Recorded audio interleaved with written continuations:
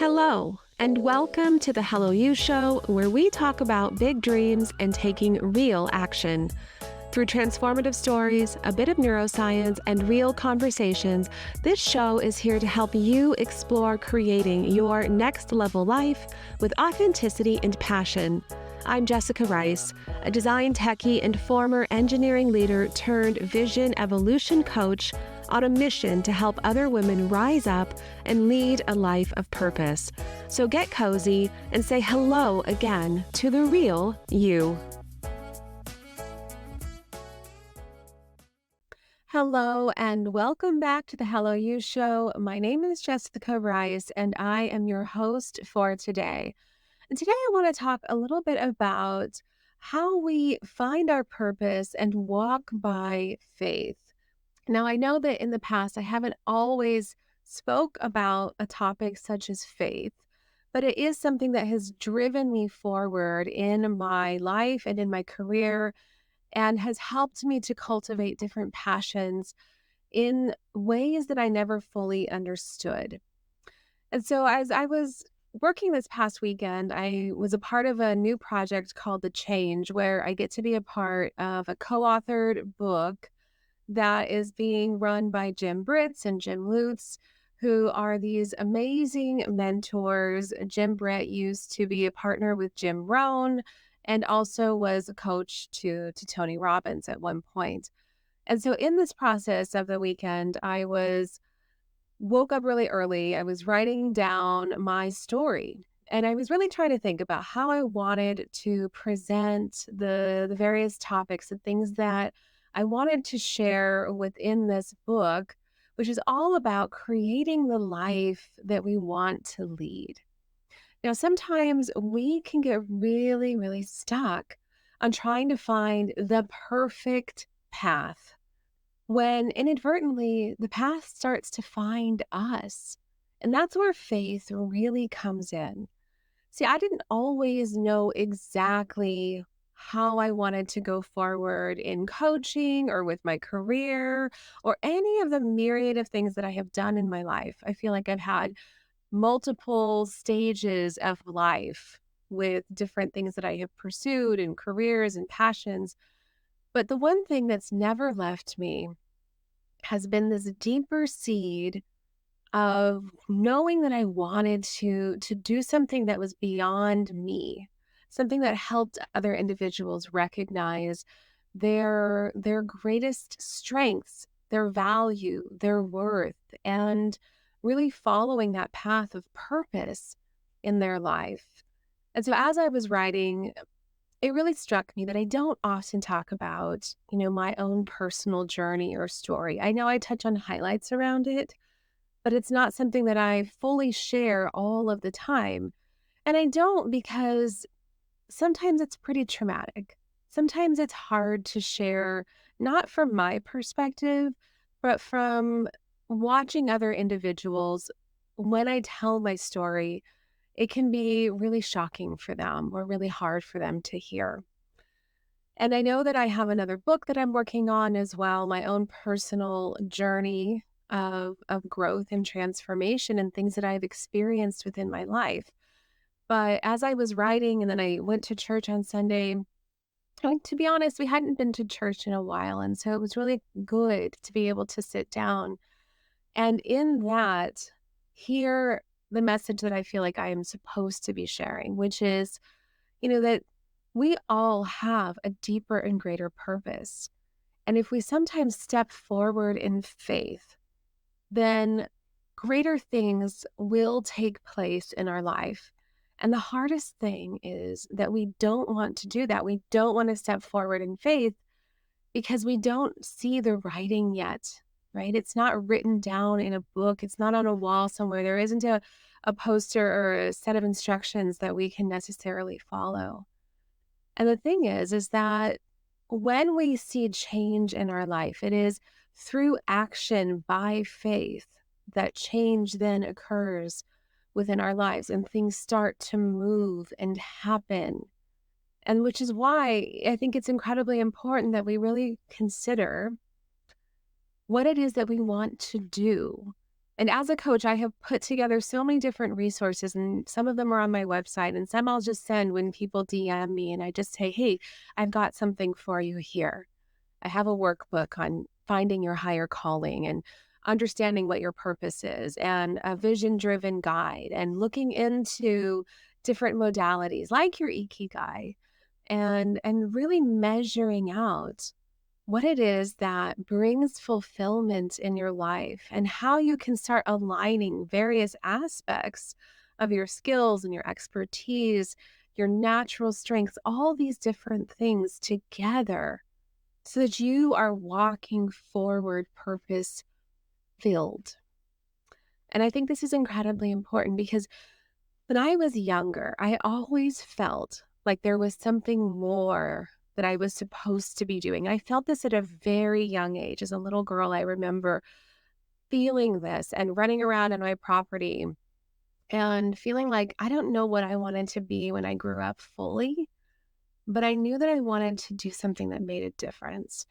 And I wanted to demonstrate a greater existence that we could all have within our lives. Now, come to find out, I didn't really know that my life would end up becoming some example of that. That really wasn't my intention at the time. And in fact, growing up, I was very heavily into the arts. I sang in choir, I sang on stage, I was a part of ballet, I was always dancing and drama and theater. And I didn't really know how to put all that together or piece it together. And so when I was in college, some of those dreams died and faded away. And in fact, I stopped singing. And I haven't actually sang since then, outside of being within my car with my son, and he obviously knows. And the reason for that is because sometimes we allow life to steal our joy and to steal our passion and our purpose, and it chips away at us little by little. And it could be another person, it could be an experience, it could be a rejection that we feel. And so that happened for me very deeply in my life. And what it was not so much the rejection, is it was a very deep pain and hurt. And I remember reading a story about Shania Twain and why she had stopped singing for a time, and now she's back in full glory. And I resonated so deeply with the fact that she lost her voice after pain from her relationship. And sometimes these things have a way of really burying down deep into our souls. Now, I know this might seem a little bit on the deeper side, but this is true for me and my story, and this is why I'm sharing it, because it wasn't clear to me how my life would be used. And so I know that when I did finally escape the abusive and very toxic relationship that I was in, I had a dream, I had this vision that I was going to go out and I was going to help women, number one, never go through that again, and also help to show them the way. Now, at the time, that dream for me was starting up a shelter for women or a safe place and providing arts and music and creative outlets that they could then be a part of to reawaken their spirits. Coming from my background and having artists in my family and myself, my first job was as a muralist, actually, was in painting. That was very near and dear to me. I was long before I ever went into software development or anything like that. And so I thought that was going to be my purpose. My father had started a nonprofit for homeless veterans. I worked in that when I was younger, all kind of growing up, and then in college years as well, working as administrative assistant and also helping with technology and tech tutoring type of work for homeless veterans. And so I had in my spirit this need to want to give back in a greater way. And then some of that started to dissipate and fade away because I didn't know exactly how to go about that. I'd started I think it was a Twitter account with my mother that we had. It was called Voice Violet. I think it's still out there somewhere. And we would repost things about abuse and domestic violence and awareness around that. And it was very much deeply ingrained in my life. And at some point, I stopped talking about it because I just felt like there was also something more for me to do. And it wasn't solely around domestic violence. And yet that was a very key piece of it. And it was a very key piece of why I needed to move forward and continue to demonstrate not only to the world, but to myself that there was more that I could do and that I could become. And I wasn't going to allow this experience to keep me down. Again, this took years of overcoming. This took years of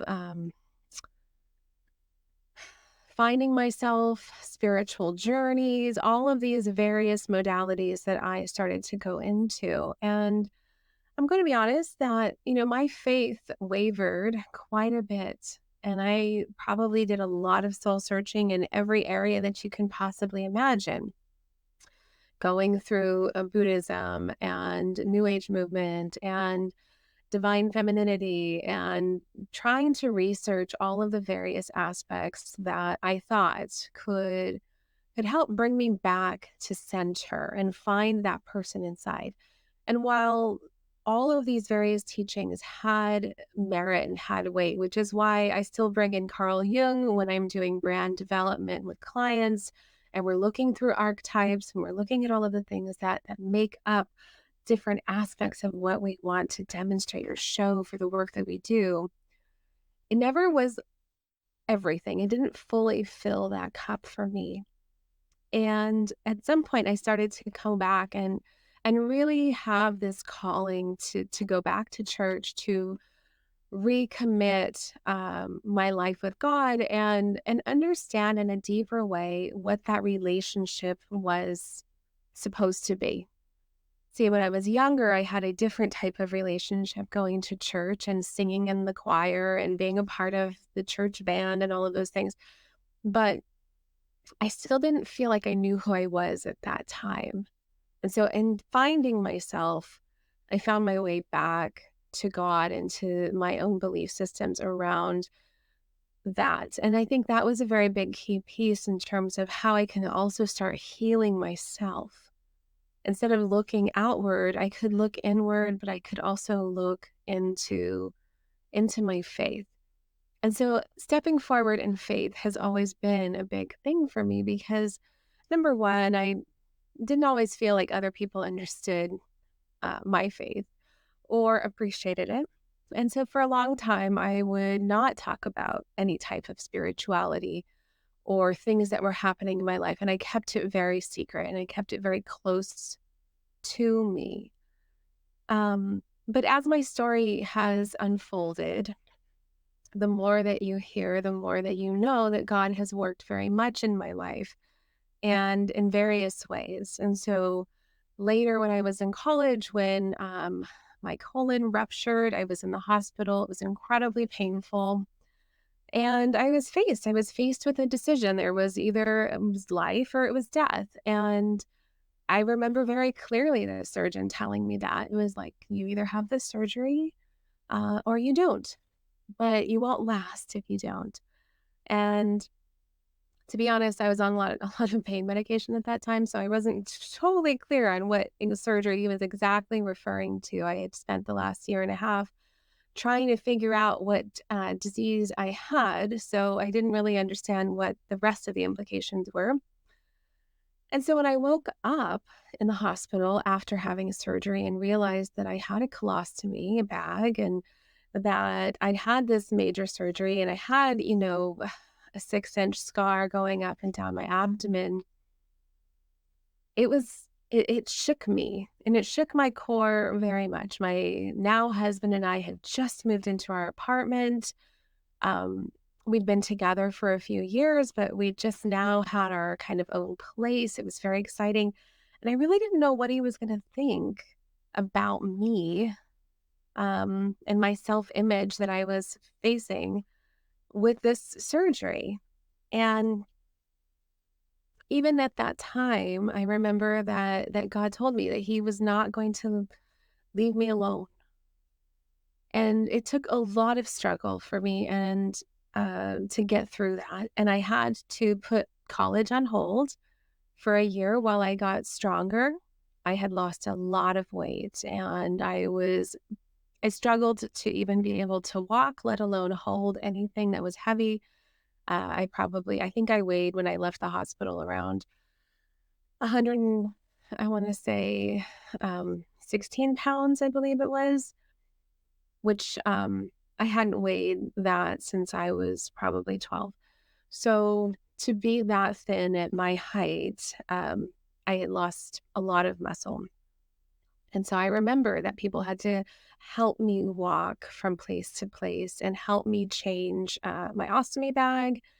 And there was just a lot of things that were happening at that time. And my hair started to fall out. And so my self image really was shot. But every day I was committed to get stronger. I would work out, I would make sure I was juicing, I would count the amount of water that drank.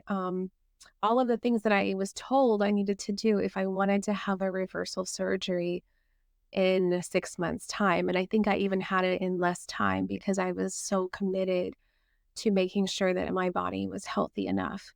And so, in fact, was able to, and then able to reconvene with finishing up school and land my first job and still continue forward in my relationship. So all of these big things were happening at that time. And yet I was also still dealing with the trauma that I had experienced with my past relationship that was incredibly abusive on every level that you can imagine, physical, mental, emotional, and sexual. So all of the different things that you can think of when you're thinking of abuse and someone who's truly held hostage, that had happened, and I was still working through it. And I'll be honest, I will probably always be working through that level of trauma. No one who goes through trauma fully ever forgets that. And there's moments where I have to go back and do some deeper work. So when I started to embark into my career as a designer, actually, started out as a designer, UI design. I was very interested in UX as well, human computer interaction, and really the way that people think.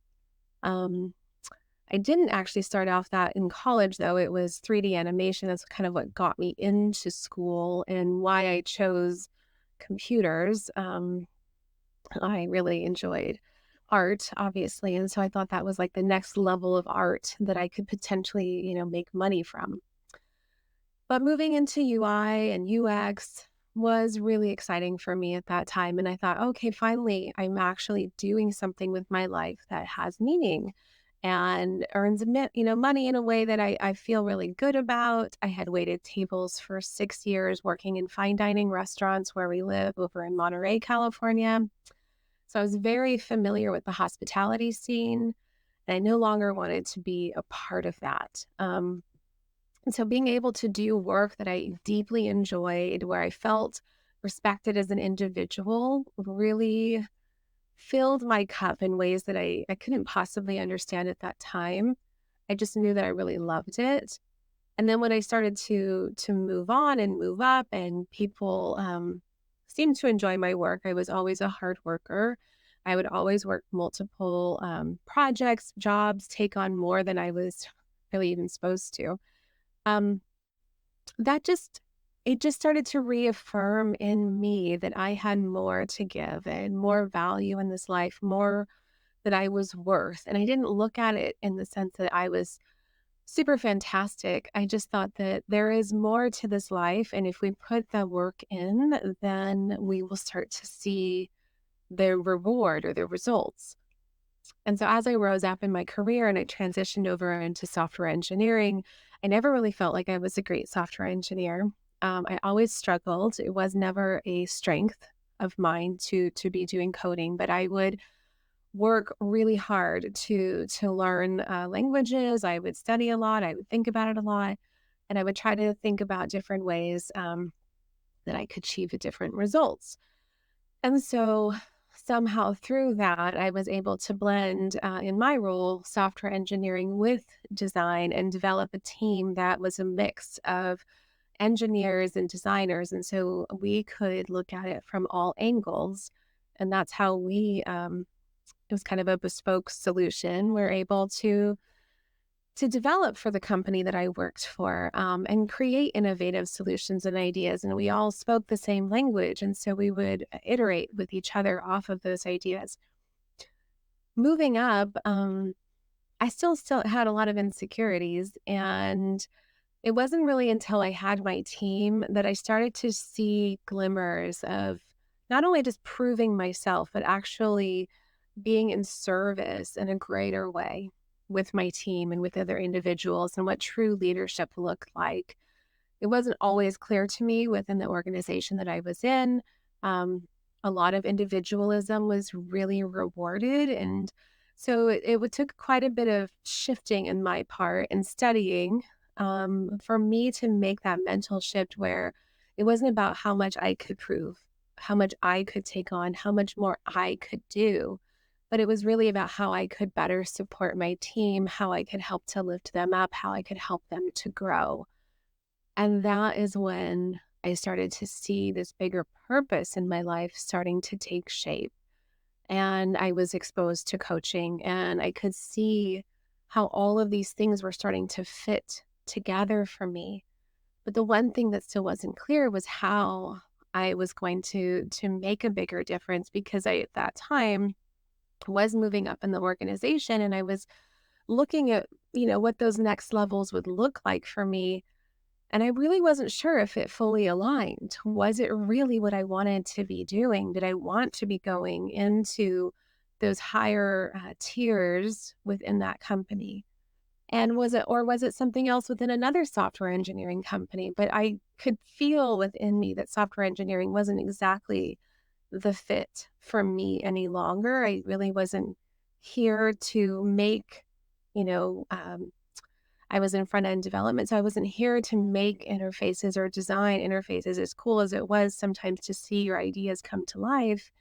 I was here to help people in a greater way and to serve and to use my story as a catalyst for that, so that anybody who ever felt as though maybe it was too late, or they waited too long, or they've screwed up too many times, or they've done too many wrong things, could look at me and say, well, if she could somehow do this, because again, I wasn't super great, then so can I. See, for a long time, I carried all of that too. I carried the fact that the abusive relationship that I was in also involved drugs, and feeling the shame around a lot of that. And then also, trying to overcome like the fact that I felt like my body had failed me, and constantly working on my own self-image as a result of that, and still trying to figure out who I am and what I'm here to do and what's my purpose. Sometimes we just have to step out in faith and know that whatever it is, that God has his hand on us. And whatever you believe is perfectly, that's your belief. But what I do feel is that we are here for that greater good. And we don't always know what that's going to look like. And so when I stepped into coaching, it started to become more evident to me that this was a way that I could share on a greater, maybe in a greater platform, but also in a greater way to help other people understand that each of us are created for so much more. And so when I work with clients, a lot of my clients are in software engineering or biotech or fintech or big government. And it's not the career that defines us. It's not the role that defines us. It's what we decide to believe about ourselves. And it's how we use and utilize the areas and the roles and the influence that we have that has the ability to make a difference. See, my purpose is not the same as yours, and the things that you've experienced aren't going to be the same as mine. And what's going to inspire another individual based on your story is going to be all of those various key things that come together and how you tend to, choose to use that. That's your catalyst for change. And so as I was writing this last weekend in the book, which is called The Change, this all really hit me because I recognize that, my story is certainly not done. I'm barely beginning, but it's also come full circle. And all of those experiences that I had in my life that I didn't know how God was going to use them, I just knew that He told me in one late, very dark night, the night right before I escaped. And when I say escaped, I escaped. I ran for my life. He told me that I would not be left alone. And for the first time, I believed that. And I had an experience more powerful than I could possibly explain. And so when you're thinking about stepping out in faith and what that's going to look like for you, or stepping out into doing something scary, you don't have to be alone. What you have to do is recognize that it's by our actions, by stepping out, that then other things start to take shape. And it's like a chain reaction that we always don't get to see that the end result looks like. But there we are at some point standing and wondering, how am I on a podcast? How did I create these things? How do I speak to all of these different people and all of the various things? How am I a part of these different projects and books? We just have to have faith, and we have to step out, and we have to be in honor and honor who we are in our lives. So I say all this to let you know that your life, it has value and it has a meaning and it has a purpose. I believe that we all do, no matter how big or how small. It's the impact on other people's lives and the ways that we can help each other and be in service to one another and step out in faith, especially in those moments where we question whether we should. And so I wanted to share that, and I hope that it touches someone who listens to it and doesn't, maybe they didn't know my story. Maybe you didn't know that I had gone through some of those things, or maybe it just helps to reaffirm for you that what you're feeling is inside of you. It isn't fake. It isn't some dream that you made up. It's there for a reason. And so it's really a matter of, are you going to listen? Are you going to step out? And are you going to do something with it? Or are you going to continue to ignore it and pretend it's not there? If this is touching you and it resonates on some level, I would love for you to reach out to me, get in touch. I'd love to talk with you. I'd love to encourage you and just connect. Until then, stay tuned for another episode. We have some amazing guests coming up. Thank you so much for listening. Thank you for tuning in to the Hello You Show. It's been a pleasure to have you with us on this journey today.